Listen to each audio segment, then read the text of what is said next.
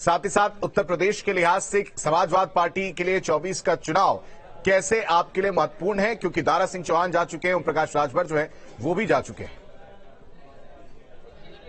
पहले से कई पार्टियां बदलने कर आए, वो चाहे दारा सिंह चौहान बीएसपी से आए, फिर बीजेपी में गए, यहाँ आए, वो चाहे ओम प्रकाश राजभर हो। समाजवादी पार्टी पूरा तैयार है, विपक्ष एकजुट है, क्योंकि 25-26 पार्टियां इधर हैं और एनडीए के पास 15-16 लोग बचे और उनके साथ जो साथी हैं वो कोई बड़ा साथी नहीं है। जो बड़े साथी थे उनको उन्होंने तोड़ के अपने साथ लाए, जैसे शिवसेना तोड़ के लाए, महाराष्ट्र में पूरी तोड़फोड़ की तो लेके आए, एमपी में तोड़फोड़ करके सरकार बनाई। 15-16 जो दल इनके साथ हैं उसमें ज्यादातर 11 पार्टियां नॉर्थ ईस्ट की हैं, अभी मैं देख रहा था, छोटी छोटी पार्टियां। तो एनडीए ये परेशान है कि किसी तरीके से हम अपना कुनबा बढ़ाएं, क्योंकि उधर 25 विपक्ष पूरा का पूरा जितनी पार्टियां हैं, बड़ी पार्टियां, कई 6-6, 7-7 स्टेट के चीफ मिनिस्टर हैं, वो वहां मीटिंग कर रहे हैं। वो कह रहे हैं कि हम भारतीय जनता पार्टी के खिलाफ मिलकर चुनाव लड़ेंगे। एक कॉमन मिनिमम प्रोग्राम तैयार करने की कोशिश है। इस मीटिंग में सीट पर भी डिस्कशन होगा और कॉमन मिनिमम प्रोग्राम पर भी डिस्कशन होगा। इन दो बहुत अहम मीटिंग है, क्योंकि सबसे अहम बात आपकी तरफ से भी यही सवाल होता है कि सीट शेयरिंग क्या होगी, आपकी तरफ से सबसे ज्यादा ये सवाल होता है कि कैप्टन कौन होगा। तो इन्हीं सब बातों पे चर्चा होगी। तो इस लिहाज से ये बहुत ज्यादा इम्पोर्टेंट मीटिंग है। और जहां तक दारा सिंह चौहान और ओपी राजभर का सवाल है, अगर जनता ने मैंडेट इनको दिया था तो जनता का सीधा मैंडेट तो था, जितने भी वोट इनको मिले थे इनकी पार्टी को या उनको खुद, वो बीजेपी के खिलाफ मिले थे, ये याद रखिए आप। और वापस 5 साल, 3 साल, 2 साल, क्योंकि यहाँ तो चुनाव लगातार चला करते हैं, या ग्राम सभा नहीं तो सांसद, यहाँ से लेकर वहां तक, तो आपको लौट के जनता की अदालत में वापस जाना है और इनको जनता वहां पर ऐसा जवाब देने वाली है कि आप खुद देखिएगा, वो जवाब बैलेट पे देगी या ईवीएम पे देगी। क्यों? क्योंकि इनके 5-6 विधायक जिताए बीजेपी के साथ जाने के लिए नहीं जिताए, अगेंस्ट द बीजेपी लोगों ने वोट किया था। इंपॉर्टेंट बात यह है, दारा सिंह को जिताया था, अगेंस्ट द बीजेपी जिताया था, क्योंकि वोट या तो किसी के फेवर में पड़ते या किसी के विरोध में पड़ते। अब आप अपना पाला बदलने उधर चले जाए, सौदेबाजी करने, लड़के को सांसद बनाने, या यही ओपी राजभर क्या क्या कहते थे, वो तो सारी रिकॉर्डिंग चल रही है। योगी आदित्यनाथ साहब को क्या कहते थे, पीएम मोदी को क्या क्या कहते थे। तो अब मैं ये कह रहा हूं कि उनको लोकसभा सीट मिल जाए। हमारे साथ सचिन रावत भी हमारे साथ जुड़े, कांग्रेस से। बहुत स्वागत है सर आपका। हालांकि थोड़ा लेट से आप जुड़े, लेकिन सवाल सबके मन में यही है कि पटना में तो बैठक हुई, अब बेंगलुरु में जो है वो बैठक होगी, कल बैठक जो है वो तस्वीर देखने को मिलेगी। आज की जो तस्वीर है वो शाम को डिनर होगा। डिनर पर क्या चर्चा होने वाली है सर?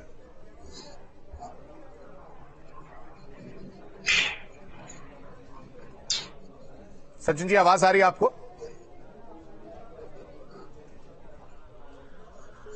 चलिए सचिन जी के पास जाएंगे। तारिक जी भी हमारे साथ जुड़े हैं। तारिक जी, समाजवादी पार्टी का क्या फॉर्मूला रहेगा उत्तर प्रदेश के लिए, कैसे वो इसमें जो है परचम लहराते हुए नजर आएगी?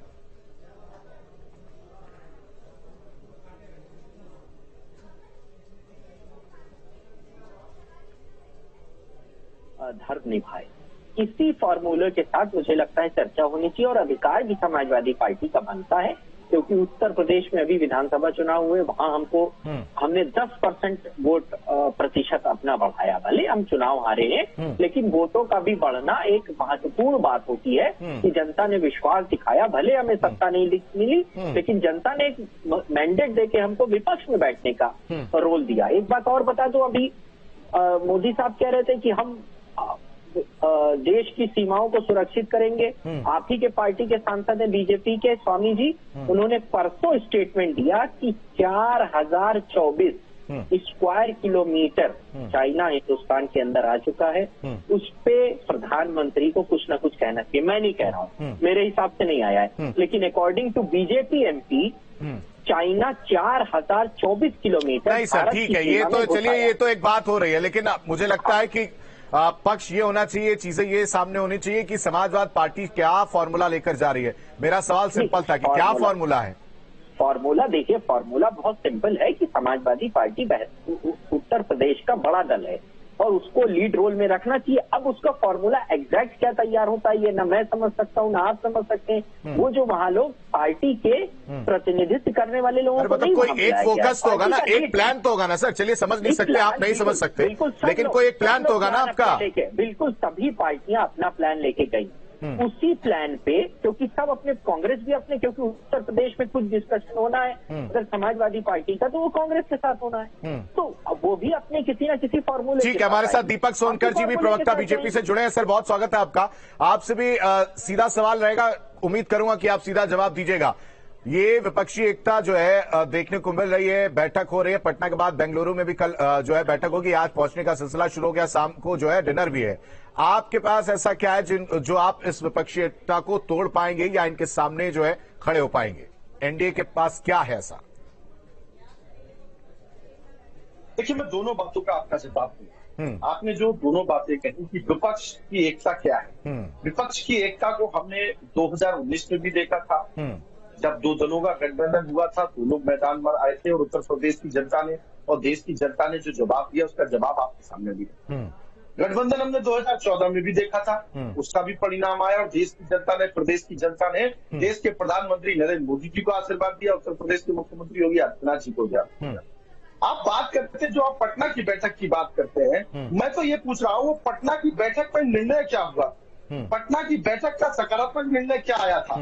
अलग अलग दल अलग खींचातानी में लगे हुए थे, कोई कांग्रेस से मूड का बंधन नहीं हो रहा था, आम आदमी पार्टी का बंधन नहीं हो रहा था, तो गठबंधन तो खुद ही पहले तय अपनी समझौताओं में कर ले। अब चाहे बेंगलोर की बैठक हो चाहे पटना की बैठक हो, निश्चित तौर पर देश की जनता का साथ, देश की जनता का आशीर्वाद देश के प्रधानमंत्री नरेंद्र मोदी जी के साथ है। जिस तरीके से 2014 आपने कहा हमारा एजेंडा क्या होगा, हमारा एजेंडा देश की जनता, प्रदेश की जनता और जनता का योजनाओं से जोड़ना, गरीब कल्याण की योजनाओं को सशक्त करना, अंतिम पायदान पर खड़े हुए व्यक्ति को भी सशक्त करना। जिस तरीके से सेवा, सुशासन और सेवा के कार्यों में लग करके भारतीय जनता पार्टी ने और देश के प्रधानमंत्री नरेंद्र मोदी जी ने गरीब को आवासों से जोड़ करके, अस्वच्छी व्यवस्थाओं से जोड़ करके, शिक्षा, स्वास्थ्य लेकर के स्वावलंबी बनाने का कार्य जो किया है, तो निश्चित तौर पर देश की जनता उसके साथ जा रही है। और जिस तरीके से आप भी देख रहे हैं कि समाजवादी पार्टी की कैसे लड़खड़ाती हुई टीम भी दिखाई दे रही है कि एनडीए के साथ आज लोग बड़े बड़े दल और छोटे नहीं, कोई घबराहट नहीं हो रही आपको? पहले नहीं ठीक है दीपक जी, जरा बताइएगा, घबराहट नहीं हो रही? पहले 16 दल थे, अब बढ़कर 24 हो गए, डर नहीं लग रहा है क्या? देखिए हम तो अपनी योजनाओं के साथ हैं, हम तो जनता के हित के साथ हैं। देखिए, गठबंधन किसका हो रहा है, किस पार्टी का हो रहा है, निर्णय लेने वाली केवल देश की जनता और प्रदेश की जनता है। हमारे साथ देश की जनता है, हमारे साथ प्रदेश की जनता है, देश की जनता का आशीर्वाद देश के प्रधानमंत्री नरेंद्र मोदी जी के साथ है, उनकी मंशा के साथ है। जिस तरीके से सेवा के कार्यों को देश के प्रधानमंत्री जी ने किया है, जिस तरीके से देश को, प्रदेश को बदलने का कार्य किया है, आप चाहे उत्तर प्रदेश को उठा करके देखिए, ये वही उत्तर प्रदेश है जो उत्तर प्रदेश माफियाओं के नाम से जाना जाता था, ये वही उत्तर प्रदेश है जो दोषियों और अपराधियों, जवाब दीजिएगा, सरकार आपकी थी पहले, जो उत्तर प्रदेश है, जो बदलते उत्तर प्रदेश को देश की जनता, प्रदेश की जनता और पूरे देश और दुनिया के अंदर ठीक है, उत्तर प्रदेश के मुख्यमंत्री योगी आदित्यनाथ जी की, ठीक है तारिक जी जवाब। भाषण पूरा हो गया। देखिए, पहले तो जवाब दे दूं, जो गठबंधन पे कौन लोग कह रहे हैं इसको जरा सोचिए। 1977 में देश को जरूरत थी, इमरजेंसी के बाद अपनी ही पार्टी डिसॉल्व कर दी, खत्म कर दी पार्टी और कहा कि हम जनता पार्टी में विलय कर रहे हैं। आज वो लोग सवाल करते हैं जब 4 पार्टियां या 10 पार्टियां, 50 पार्टियां, 20 पार्टियां बैठ के मीटिंग करती, तब देश को जरूरत थी इमरजेंसी के बाद। आज अगर विपक्ष को लगता है देश की जरूरत है तो वो अधर्मी हो जाते हैं, वो दुनिया का सबसे गलत काम करने जा रहे हैं। क्यों भाई, कैसे? आपने तो अपनी पार्टी खत्म कर दी थी कि हमारी अब कोई पार्टी नहीं रह गई है। अब हम तारिक खान, जरा एक चीज और समझाइएगा कि बंगाल में क्या हुआ, पंचायत चुनाव में किसी से छिपा नहीं है, 40 से ज्यादा लोगों की मौत हुई है जो मुझे पता है। अब आप जरा ये बताइए कि वहां पर अधीर रंजन चौधरी जो वो कोर्ट चले जाते हैं, अब उन्हीं ममता बनर्जी को आप एक मंच पर लेकर आ रहे हैं, कैसे समझाएंगे जनता को, कैसे? डिफरेंस मैं कहाँ कह रहा हूँ, डिफरेंस तो ही है। अगर 40 पार्टियां आ रही हैं तो उनके सारे एजेंडे मैच नहीं करेंगे, सिर्फ एक एजेंडा मैच करेगा कि हम लोकसभा में इन common minimum programme, common means जो कम से कम चेहरा कौन होगा तारिक जी, किस पे जनता विश्वास करेगी? चेहरा है गरीबी, बेरोजगारी, किसान, ये सब लोग चेहरा है। कैप्टन जरूरी नहीं है कि पहले से डिसाइड कर दिया जाए। अगर कैप्टन डिसाइड करने की ही बात है, कोई परेशानी आती है अगर तारिक जी, तो हम किसके पास जाएंगे? मैं अगर वोट दूंगा तो मैं किसके पास जाऊंगा? 4 पार्टी के पास जाऊंगा या कोई एक चेहरा होगा?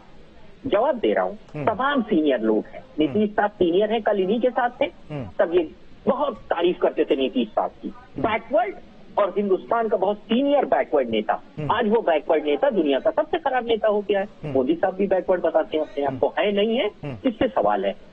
पवार साहब बहुत सीनियर है, बहुत सीनियर है। तो मैं कह रहा हूँ ये सीनियर लोग हैं जो उसके एज अ संरक्षक, क्योंकि अगर आप एनडीए भाजपा में मार्गदर्शक मंडल बनाकर उसकी कोई मीटिंग नहीं कर सकते हैं, तो हम भी वहां पर संरक्षक टाइप का बना सकते हैं। मैं एक एग्जाम्पल दे रहा हूँ। ठीक है दीपक जी, जल्दी से जवाब दीजिएगा। मुस्कुरा रहे हैं आप मंद। देखिए, अब तारिक भाई का भाषण खत्म हो तो फिर मैं अपनी बात करूं, है ना। तारिक भाई ने इतना अच्छा विषय रखा है। दूसरी बात तो ये है, जो देश की जनता है, ये देश की जनता स्वार्थ को भी जान रही है। जो प्रदेश की जनता है वो परफॉर्मेंस को देख रही है। जनता ने, प्रदेश की जनता ने, देश की जनता ने समाजवादी पार्टी को भी उत्तर प्रदेश के अंदर अवसर देने का कार्य किया, और देश की जनता ने कांग्रेस को 70 वर्षों तक आशीर्वाद देने का कार्य किया। तब देश की जनता को किस गर्त में ये कांग्रेस पार्टी लेकर के गई, और प्रदेश के अंदर 2 बार आशीर्वाद देने वाली समाजवादी पार्टी, जिसके हमारे तारिक भाई कह रहे हैं, वो किस तरीके से नहीं, जरा दीपक जी ये समझाइए ना। दारा सिंह चौहान चले जाते हैं, नहीं ठीक है, आप जो कह रहे हैं मान लेते हैं। दारा सिंह चौहान चले जाते हैं, फिर आ जाते हैं, फिर चले जाते हैं, फिर आ जाते हैं। जनता को कैसे समझाएंगे आप? और यही चीज ओपी राजभर के साथ भी है।